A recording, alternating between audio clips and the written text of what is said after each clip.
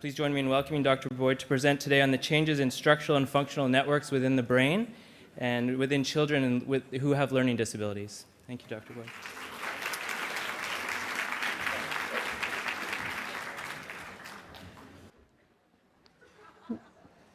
Well, thanks everybody for coming today. It's really exciting to see that I have this many, fellow colleagues in my geekdom.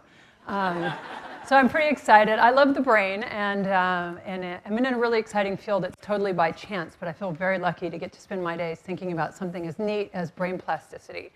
I want to thank the group for inviting me and for giving me the coveted post-lunch speaking spot.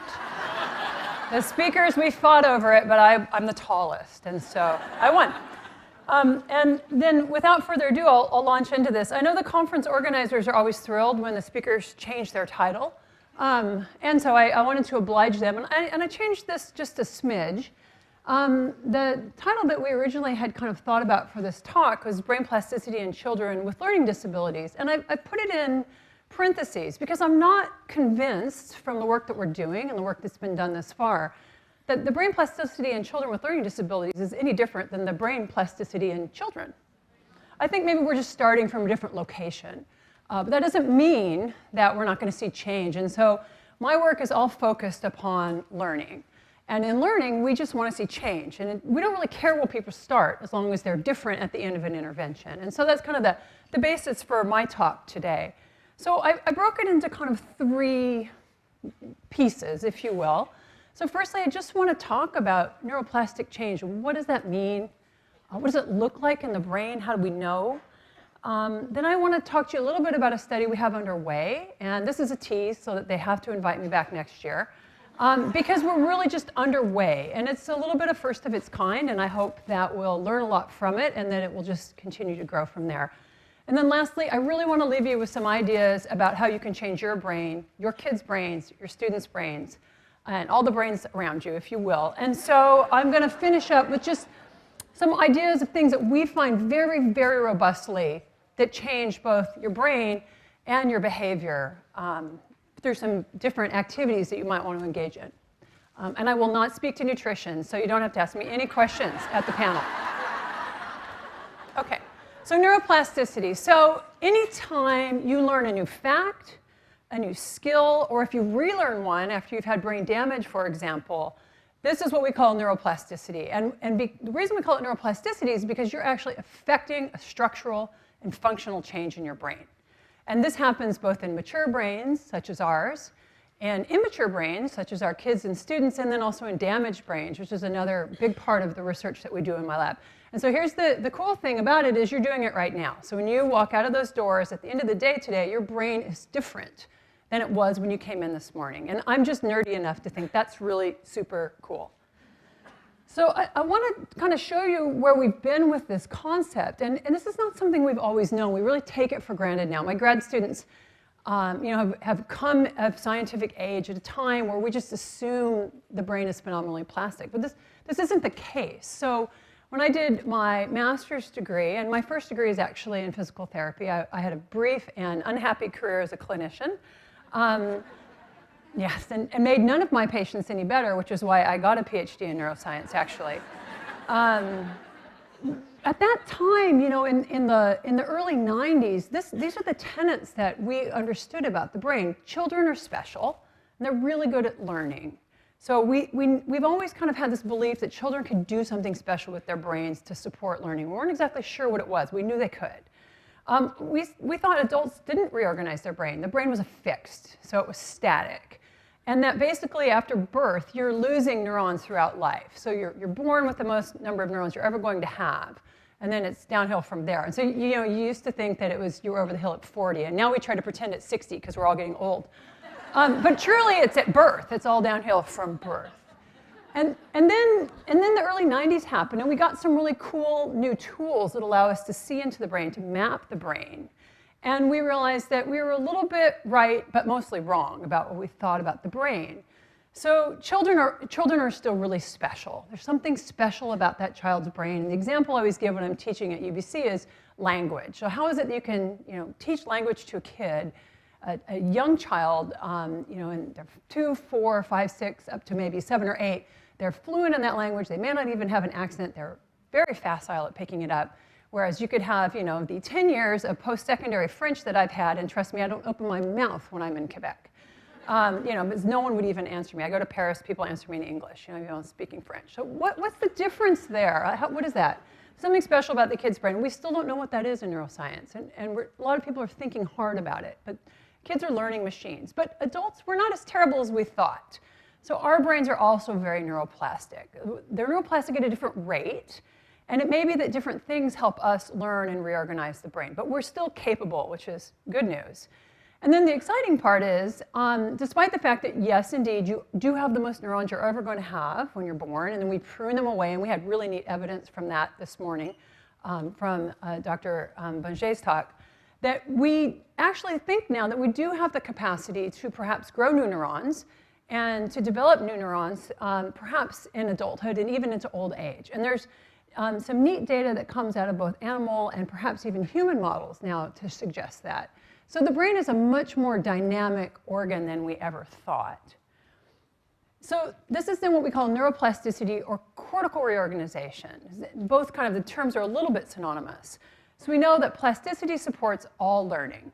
We think that this is one reason, for example, why people can recover some function after they have brain damage, a stroke, or for example, a traumatic head injury.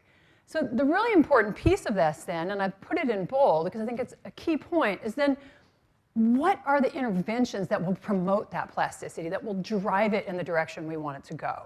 And this is really the focus of the research that I do with my group at UBC. So what interventions can we dream up that will make the adult or the child's brain more plastic? And then lastly, we have this evidence that we can grow new neurons. And you all want to know how, right? Because you're sitting there thinking, I could use a couple more. And so the key pieces here for neuronal growth and neuronal health are very robustly shown to be physical and mental exercise. And in terms of the physical side of that, there's evidence showing that it can be both aerobic, you know, an exercise like running, and or strength training can also have a very beneficial effect on your neuronal health and on the development of new neurons in the brain. Now, on the cognitive side, it seems that it's also important that engagement, or what we would call an enriched environment, a lot of these studies are done in rats. An enriched environment means throw a toilet paper tube in there that they can run around through and chew up. To a rat, that's pretty exciting. To us, it may just be working that brain, working it out throughout the lifespan, doing things that are engaging, that are interesting, that are difficult and important. And I'm going to circle back to some of those principles at the end of my talk. So I want to show you kind of the paper that set my hair on fire, if you will. Not literally, but it was so exciting when this came out in 1990. And this is some of the very first and best evidence for neuroplastic change. And it's the whole kind of reason that the field turned on its ear, and we've all kind of gone in these different directions of trying to understand brain change. So this is a very neat and elegant study. What was done here is this is a study done actually with squirrel monkeys.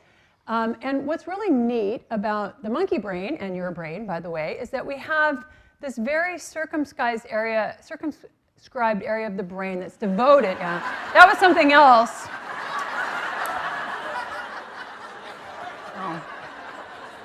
That probably wouldn't be good. That's a different kind of animal study. So we have this area of the brain devoted very carefully and in an organized fashion to the sensation of the digits for the hand representation. It's an area of the brain called the homunculus, and this exists both in the sensory and motor cortex. I'm showing you this experiment's in sensory cortex. So what you can do, which is neat in these monkeys, is you can come in, you can map the representation devoted to each digit, 1 through 5. And in this particular study, what this group out of UC San Francisco did, this is Mike Merznick's lab, they asked these animals to hold their fingers, their second and third digits, on a rotating disc of sandpaper. So those animals just got a little bit different and a little bit more sensory experience to those fingertips. Monkeys are kind of like my children. They will work for a juice reward, and that's how they got them to do this. And then after a period of a few weeks of this intervention, they remap the cortex. And so you can see when you look at these, I'm going to show both sides of the room. I'll try not to show a left-right bias here. You can see that after the differential stimulation, so these animals get some more stimulation on their second and third digits, these area representation for the second and third digit, they've enlarged. And so this is a really early and elegant example of a behavior. So rotating disc of sandpaper we felt on our fingertips, changing the structure of the brain, enhancing its size in this particular instance. And then since then, we've done many different experiments showing that not only can we enhance these brain regions by making them larger with sensation, you can also make them smaller by taking away sensation. So for example, you can put your arm in a cast for a period of time. When we take that cast off, we see smaller sensory representation. So this was really exciting, and it really launched a million different studies saying, well, what if I did this? What happens to the brain? What if I did that? And has continued on really through this day. So this is the most important slide I'm going to show you today. So if you have a camera, take it out now. It's very exciting. The adaptive capacity of the brain is most influenced by behavior. Okay? So we don't have a drug that stimulates neuroplastic change. And we don't have really good direct cortical interventions. And by this, I mean a brain stimulator or an implanted therapeutic to the brain that will drive neuroplastic change. The brain is really interested in behavior. And so I preach this to my kids and to anyone really who will listen. I think to my graduate students, and they've learned not to listen, but you have to do the work. The work is the key ingredient to neuroplastic change. Within that, neuroplastic change, by the way, can be both positive and negative. And so I'll show you some examples in a bit of negative plasticity, but it's not always a good thing. So your brain is going to respond to whatever input you're driving it with. So if you're driving it with practice and learning and really meaningful behaviors, you'll have change in one way. If you're driving it with drugs and inactivity and sitting on your couch eating salty food while you watch TV, you're driving it in another way. And so your brain is really dynamically responding to whatever you do with it. Okay, and then there's one tiny problem with that, or one issue I have to kind of acknowledge with what I just told you about you have to do the work. You have to do a lot of work. And so in my lab, my group, we call this the dose problem. So this is the problem. It takes a huge amount of practice, a huge dose of practice to change the brain. So the brain is a bit slow to make big and meaningful changes. And so this is just data that I've excerpted over the years from my favorite studies that kind of outlines this. So the first one is actually a study of an induced model of stroke. And this is before we see neuroplastic change in these damaged brains. This is an animal study. These animals are doing nearly 10,000 repetitions. And the repetition that those animals are doing is feeding themselves, by the way. So it's a fairly motivated type of behavior. In my lab, and I'll show you these data in a bit, oopsie, see, look at that. That is easy to do. Okay, in my lab, we're doing a study right now looking at white matter plasticity, which I'm going to explain. I'm coming to it. But the important piece from this slide for that study is that before we see meaningful structural change in the brain that's accompanied by meaningful behavioral change, the people in our study are doing 12,000 repetitions. There's other work suggesting that to learn a finger sequencing task, something similar to what you would do when you type, you're looking at about 31,000 repetitions. And then the last one's another stroke study. And by the way, part of a good deal of my lab research is devoted to learning and stroke. But in this particular study, this is a treatment intervention. And these patients received 196 hours of physical or occupational therapy, a forced use of their stroke-affected arm. And that happened in 2 weeks. So it's about 90% of their waking hours they were working that stroke-affected arm. So this is what we have to confront, is that it's not easy, and it takes a lot of effort to put in that kind of dose. But that's what the brain is particularly interested in. So I want to talk a little bit just about how use or dose or meaningful movement, how does it drive neuroplastic change? So what does that look like in the brain? And what's happening when we're having these neuroplastic changes in our brain is we're seeing a reorganization at the cellular, at the molecular, and also at a systems or a structural level in order to support new behaviors. So this is what we call in neuroscience, it's dynamic connectivity. So the connections in the brain actually reorganize themselves. And this can happen a couple different ways. So if we just look at a neuron, and so this would just be a cartoon of a neuron. This would be the cell body. This is a long axon. This is that transmits impulses, and then you have these projections off the top end. These are dendrites. So I always think of axons as being a little bit like a tree. So we have the long trunk of the tree, and we have our big branches up above, kind of spreading out into a canopy.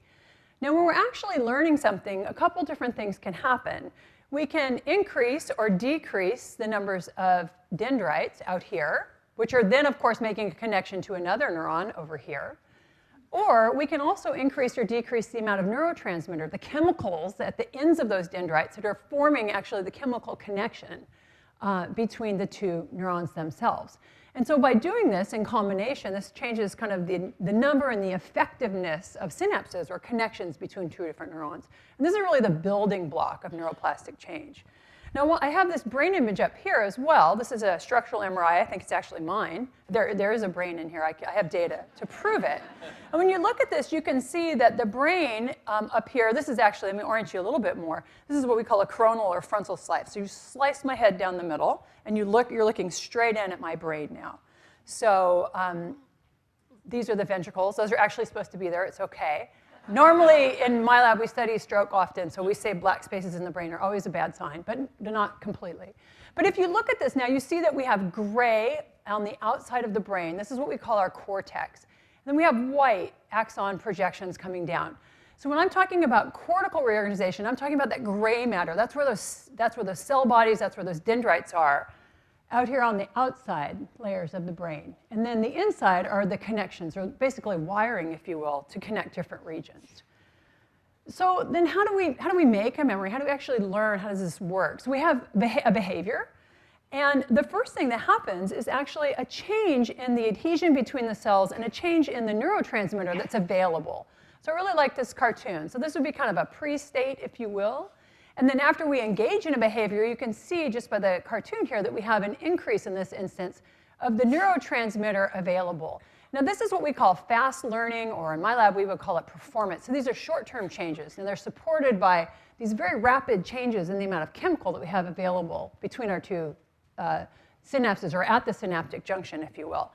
So you've all had this experience of you were exposed to something, you thought it was kind of neat, you might have learned it in a short term, and then you come back to it the next day and you're like, dang, I thought I had that, but I don't. I don't actually remember how to finish that math problem, for example, or perform that motor skill. And that's because there's two pieces to this learning story. So the first one is we need to increase this chemical and have this fast learning, if you will, where we increase the amount of neurotransmitter available. But over the long term, the ability to actually learn, that takes a bit of time, and it actually takes a structural remodeling. And that's that changing of the number of the actual dendrites that are at the synaptic, or between the synapses, between the neurons themselves. So this is a little cartoon showing that. So if we start off, and we have here a very small example, easy example of a sensory neuron and a motor neuron, you can either decrease dendrites, so now there's fewer connections in that middle one, or you can increase them. And either of those could be a form of learning. So the idea is that regardless, you've altered this structure. This takes time, and it's something we think is probably supported by slower learning. It also probably takes sleep or an intervening period of time, because here we're actually changing, growing, or shrinking a tissue in the brain. And so the process, that we call that, is consolidation. So I've learned something, I've been exposed to it, I practice it, then my brain has to consolidate that into a more fixed and stable memory that then I can retrieve later. So it's a process. It's not a single exposure, wham, bam, and I've learned it type of thing. And this is where it comes back to, you have to engage in this behavior. And then lastly, I don't want to give you the idea that all of learning is really just supported by these kind of changes in the relationship between neurons and between dendrites in the cortex. Because neuroplasticity is also supported by changes in how brain networks, brain areas are talking one to another. And we saw some really neat examples of that this morning, where Dr. Bonget was showing how the parietal lobe and the prefrontal cortex have to change their connection to support different kinds of learning. And these are these network changes. So we're seeing wholesale changes in the way that the different areas of the brain are communicating with one another. And this is another hallmark of neuroplastic change. Now, I've really just spoken to you about the gray matter, or the cortex of the brain so far. But we're beginning, there's a kind of a newer line of thinking, and that is that these long kind of wiring, or what we would call myelinated axonal tracts in the brain, that they too may be capable of neuroplastic change. And this is a really new and exciting area of research. So this is a study that came out about 5 years ago And the goal here of this particular study was learning to juggle, which, by the way, my 8-year-old twins are trying to teach themselves right now. So balls just fly around our house. It's quite dangerous right now. We have softballs, thankfully. So anyway, so the idea here was these individuals learned to actually juggle. And using a technique called diffusion tensor imaging, the investigators were able to show that in this kind of special area of the brain, the occipital parietal sulcus, that they saw an increase in the signal in the white matter in that particular area of the brain after people gained some degree of juggling proficiency. And this is pretty neat, because this is an area of the brain known to kind of take visual and motor information and put them together. It's a very elegant kind of higher order brain region. But it's kind of opened up this possibility to the field of neuroscience that not just the gray matter is plastic. So we kind of jumped on that in my lab. We thought it was fascinating. And we have developed actually a computer game. By the way, gaming is not all bad. Don't let my kids, I won't admit that I said that out loud, but we developed, actually basically it's supposed to be a rehabilitation game, but we have had a number of healthy controls before in the game. And actually using a technique called myelin water imaging, which I'm going to describe in just a few more slides here, we've been able to show that that playing this game, and this is our dose of 12,000 repetitions, that we can show increases not only in just behavioral performance, but actually in the white matter, and specifically here myelin, in some similar brain regions to the study I just showed you. So in particular, in the left, what we call intraparietal sulcus, we see this large increase in myelin water. And that's pretty neat, because these people were playing the game with their right hand. So when I move my right hand, it's the left side of my brain that's controlling that movement. And so this is an increase, again, in that area of the brain we know is important for visual-motor integration, that we can stimulate just through a behavior, although through doing quite a bit of that behavior. So I guess for every glass half full, there's a glass half empty. And we have to remember that neuroplastic change is not always positive. So we also have these examples of what we call negative neuroplastic change. And there's many of them, and these are just a few. But something, for example, such as chronic pain is basically neuroplasticity gone bad, if you will. And it's very interesting, if you closely examine and scan the brain of an individual with chronic pain, what you find is a very enlarged and hyperactive sensory cortex. So a cortex that is responding in much too big of a fashion to a very small stimulus, for example. A drug addiction. You're putting a drug in, so there's no need for your brain to make that neurotransmitter anymore. And so this is another example of negative neuroplasticity. Pretty soon you need that drug because your brain is no longer able to make, for example, dopamine. You've been giving it in another way. A compensation for tumor growth. It's often that people their brain is okay having a small tumor in it, doesn't really bother much at all. Then as the tumor gets larger and larger, then you'll get into having actual, noticing symptoms and signs of that. And so these are all examples of how the brain is, plasticity can really, it goes either way. And it all just depends upon that behavior that you're engaging in. Okay, so that's kind of a quick survey of neuroplasticity. You can come take my course at UBC if you want more. And I'm always taking graduate students, so just call. So all brains are neuroplastic. That's really key. Younger brains are special. They're more neuroplastic than probably adult brains. We know that neuroplasticity is occurring at a cellular, a neuronal, and a network level. It's also occurring, by the way, at a molecular and probably a genetic level as well. And then altogether, these changes translate into behavior, into improved behavior, hopefully, but just changed in behavior in general. So I'm going to shift just a bit. So that's really been a medical tour of neuroscience and neuroplasticity.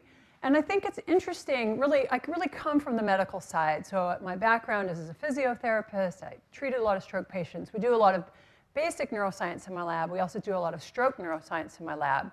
And now we've developed, basically our arms were twisted into developing an interest in learning disabilities in neuroscience. So we were twisted willingly. But it's very interesting to me to step back and to kind of compare the two fields, because I think that these advances in neuroplasticity in medicine, we're just at the cusp, kind of the beginning of a wave of them being really translated into educational interventions.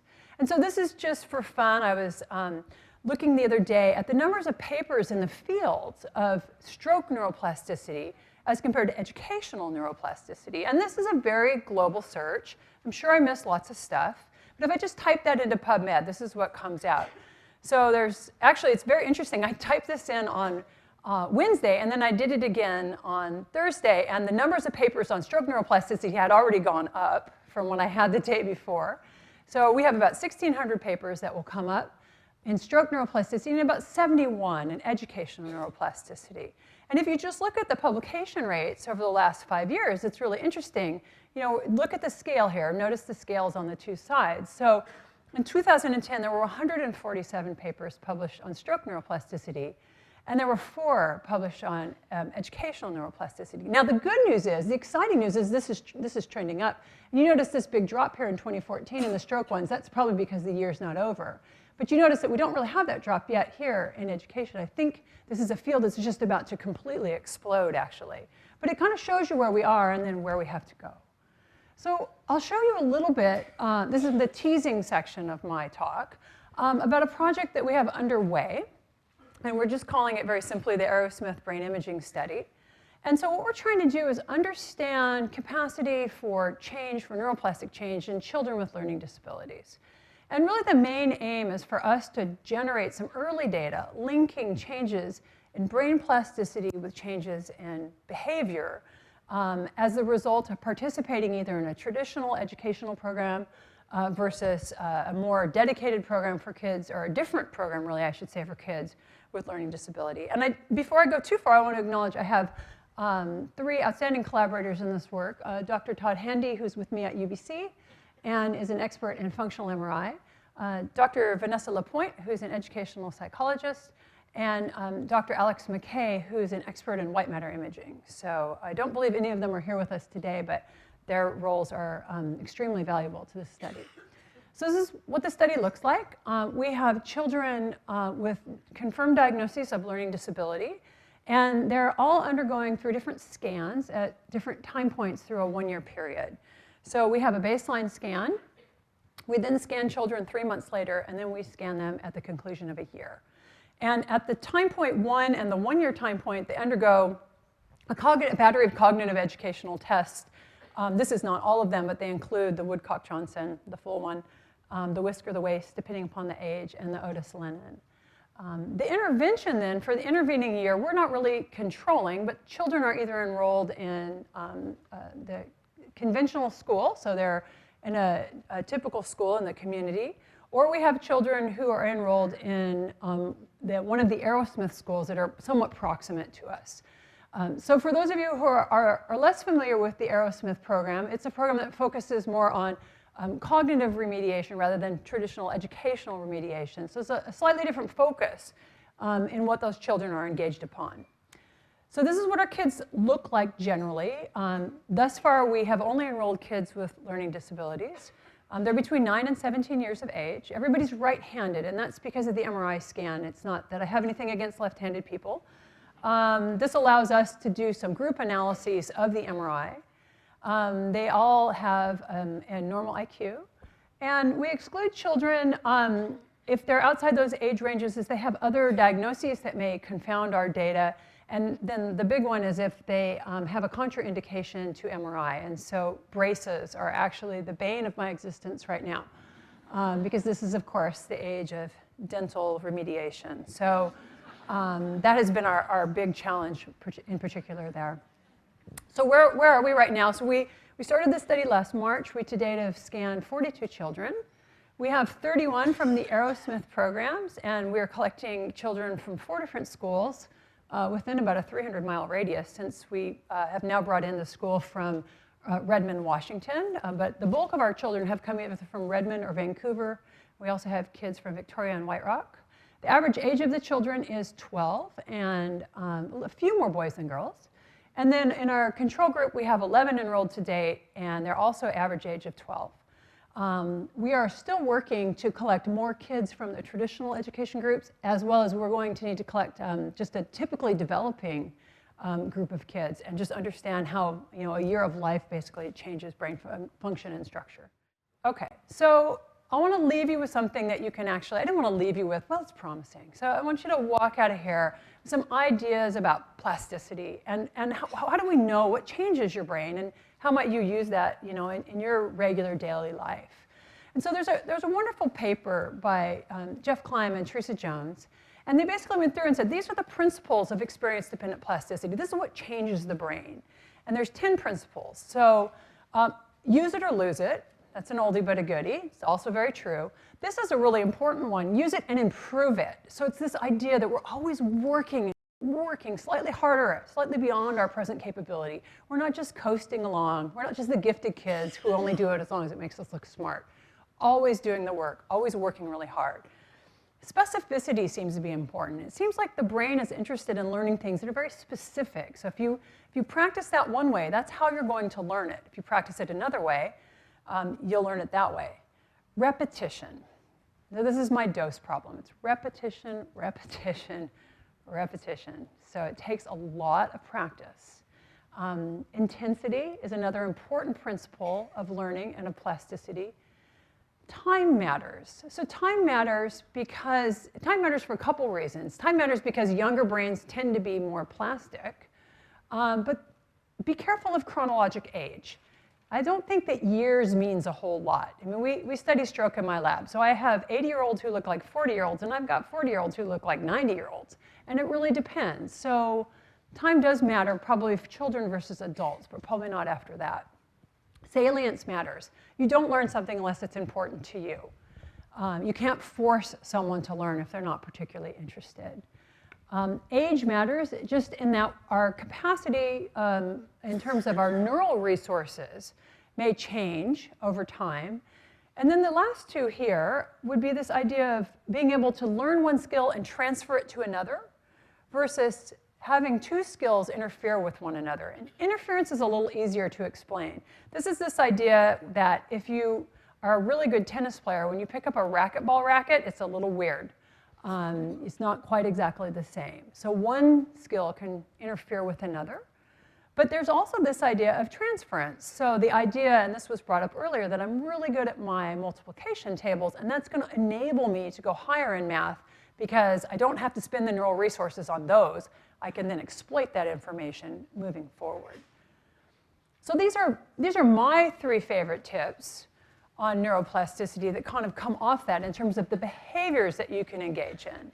And we talk about this a lot in my lab. How do you prime the brain for learning? If I'm going to practice something, I'm going to practice it hard. Is there a way to get the most out of that practice?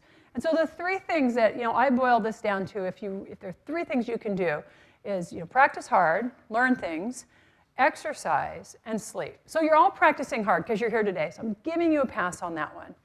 How many of you exercised in the last 24 hours? That's good, but I'm going to say 30%. So the rest of you have to go home and run. I don't want to hear any excuses. It actually doesn't have to be a huge and crazy run, and I'll show you that in a minute, although I'm all about huge and crazy, so if you need to, go ahead. And then how many of you slept more than 6.5 or 7 hours last night? Okay, so you all have some work to do. Because the other real key principle for brain plasticity is adequate sleep. And so let me convince you. So you'll go home and behave. Okay, so I've already showed you my dose problem. And that is this idea that it takes a lot of practice. I've alluded to these data. I'll show them to you now. So in our lab, we have this idea that it takes about 12, okay, am I in trouble? Okay, good. It takes about, in our lab, we have these high doses of practice. So in this study, white matter plasticity, we're looking at 12,000 repetitions. This is another study, and this is a study of healthy adults and individuals with stroke. But I just really want to draw your attention to this bottom panel. So this is a study where we showed both neuroplastic change and behavioral change. And these individuals participated in 2,500 movements. So they did 250 repetitions over 5 days of a 10-element movement sequence, comes out to 2,500. So we're looking at a lot of practice.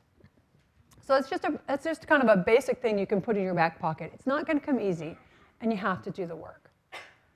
So exercise, my favorite topic. So exercise does many yummy things in the brain, okay?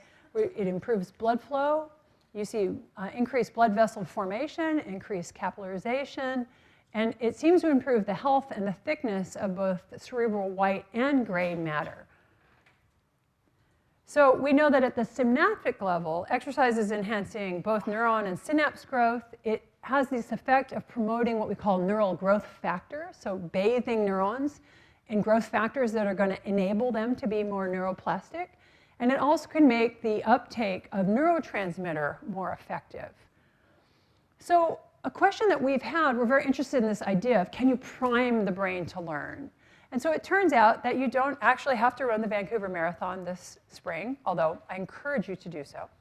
But we now have data, and a couple other labs in the world have shown similar data, that even a single session of exercise can enhance learning. So this is a study we just published actually earlier this month. It's work done by my doctoral student, Cam Mang. And what he looked at, or is looking at, is basically we have people, we do an exercise test to see how hard we can make them exercise. We're all interested in hard. And then this is the first 2 days are looking at the effect of exercise on cortical excitability. And then the second 2 days are looking at the effect of exercise on learning a novel task. And so the way we do this is we either have people rest and then practice a novel task, or perform a short bout of exercise and practice a novel task. And so when I say a short bout of exercise, what we're doing here is our exercise intervention is three-minute bouts at a very intense rate, so at 90% of capacity of cycling exercise. But it's only 9 minutes total. It really is a very small amount of exercise. What we actually find is that when you engage in exercise immediately before practicing a task, we see enhanced learning. We see enhanced excitability of your cortex, so we can make your brain just generally more excited. And we also see an increase in something called brain-derived neurotrophic factor. This is one of those neurotransmitters. Now, this is peripheral brain-derived neurotrophic factor. Ethics won't let us stick a needle in people's brain and measure it inside there. They're so rude.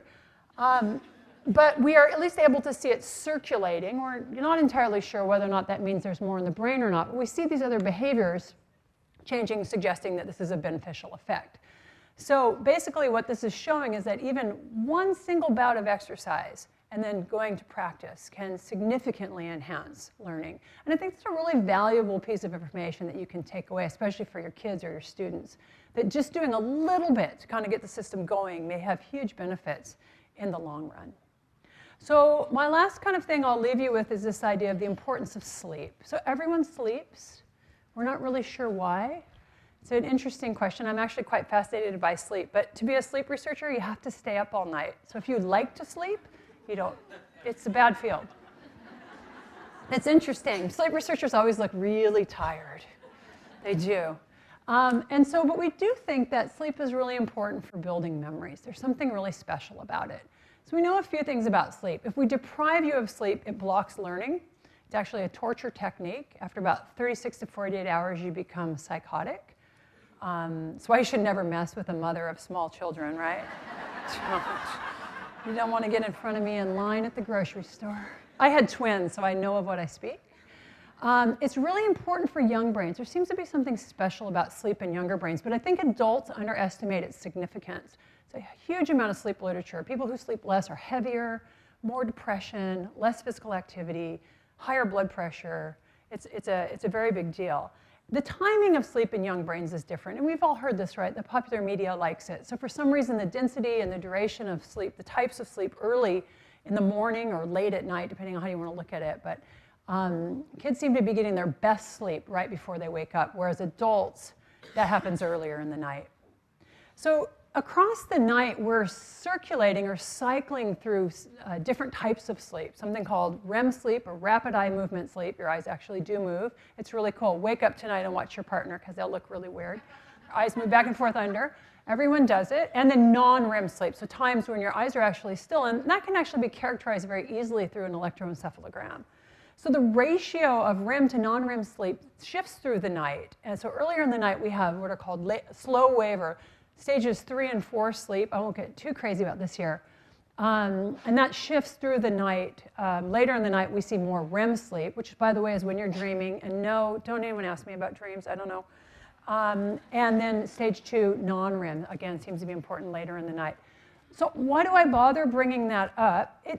It's unclear for learning whether there's a certain sleep stage that is most important or whether it's the ordering of the stages. There's a lot of work in this field. Actually, there's a lab in Montreal run by Julien Doyon who's doing some just terrific work in this area. They all look really tired, though. I was just back there for a meeting. It didn't look good. But it seems in particular that for memory consolidation, remember I mentioned that before, this idea that you make a memory permanent, that non-REM and REM sleep are probably very necessary. So if you block REM sleep, not good things happen. So if you think about what we call declarative memories or factual memories, those seem to be very important on the slow wave sleep, so those stages 3 and 4. And then motor learning or procedural learning is probably more important for stage 2 and REM sleep. So there seems to be, depending on what you're trying to learn, different types of sleep that are more important for it. If you deprive someone of sleep, they have difficulty encoding new information. And what's really interesting is, if this is a study that I think is fascinating. So they deprived people, they didn't let them sleep for 36 hours, which is a long time. They then tested their ability to learn 2 days later, and they were still significantly disrupted in their ability to encode new information. So you see this lasting effect of sleep. And then it appears that these stages of sleep not only just are important for encoding, but the real key piece of that last study I showed you is that you're still able to encode something. It's just not probably what you wanted to. And so people are still able to encode really emotional and a negatively emotional information. So fear-based coding still happens after you're sleep deprived, but not coding of factual memory or things you may be trying to learn. Now, age also changes the time that you spend in different phases of sleep. And this is work done by one of my former doctoral students, Katie Sinkinsong. And what she looked at, because she was very interested in sleep and learning, and in particular stroke, but we did some work just looking across sleep in general. And we see differences in the proportions of the amount of sleep that changes with age. And so I think it's really important to keep in mind, not exactly these exact details, but this idea that we need to sleep, we all do, whether we're young or old. The type and the quality of sleep that we get does change with age, but that maintaining a good degree of sleep is really important for brain plasticity and for learning. And so it's one of the things that I'm not a Nazi about much, other than exercise, but I am about sleep at my house, because I do think it's really key for my kids to be able to then prime their brain the next day, to get up and make the most out of their learning experience, and also for me to remain a somewhat sane parent. So this is really, I think, important information. So just kind of a general summary. I think, recall, we see neuroplasticity across the lifespan. So you're changing your brain today. And you're going to go home and sleep and run, so it's going to be even better tomorrow. I think that the field, in my sense of just the aggregate of research we're doing in my lab, I think what we're going to find is that learning and changing the brain, it's not a one-size-fits-all. We're not going to all fit in the same bucket. So I think different interventions for different kinds of people, for different types of learning environments is probably going to be the story that we wind up telling when the day is done. You can enhance your brain plasticity by thinking about things such as practice, exercise, and sleep. And then I think it's really exciting to be working in an area that is really only going to grow as we start to understand more about children's brains, about the developing brain, which we know more about, but then flipping that back into education and figuring out how to optimize the educational experience is really exciting times. And I think we're only going to see an explosion of research in this area. So I'll leave you with this last thought, and I always show this slide when I speak, and that is we've gone from saying the brain is static and doesn't really change to, oh my gosh, it's really dynamic, to thinking about we can change it in the direction we want it to change. It's really an age of what we call brain repair or brain change. And so I think that that's a thrilling idea, frankly. And I hope that you all capitalize on as much as you can. So lastly, I have to thank my group because I'm here talking. And with the exception of 2 of them, they're back in the lab working. So the Aerosmith data in particular has been done by my postdoctoral fellow, Dr. Bimal Lakhani, my other postdoctoral fellow, Dr. Jason Neva, and my master's and soon-to-be doctoral student, Jen Ferris. And working with kids in the MRI is not as easy as it sounds. And We do all this work in the evenings and on weekends, so they haven't had a day off pretty much since March. And so I have to really acknowledge their contributions, as well as everyone in the group, because I've showed lots of data from them. So thank you very much.